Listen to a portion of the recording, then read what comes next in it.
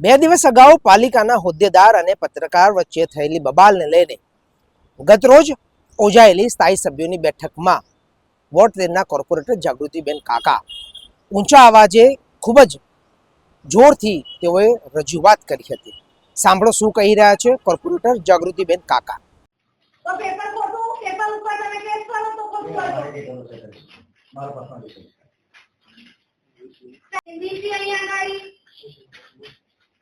ખોટા વિષયો સમાચારના ખોટા અમારા ચેરમેનને બદનામ કરવા માટે વર્તમાનપત્રોની અંદર આવા બધા મેસેજો કરે એ બિલકુલ યોગ્ય નથી. સિક્યુરિટી વ્યવસ્થિત મૂકો. આટલા બધા બોડીગાર્ડ રાખ્યા છે, શું કરવાનું? અમારા ચેરમેનનો જીવ જોખમ માટે સવાલ જ નથી ને. બેઠકમાં રજૂઆત કર્યા બાદ અમે તેમના ફોનના માધ્યમથી સંપર્ક કર્યો હતો અને તેઓને પૂછ્યું હતું કે આ બાબતે આપને કોઈ નિવેદન આપવું છે.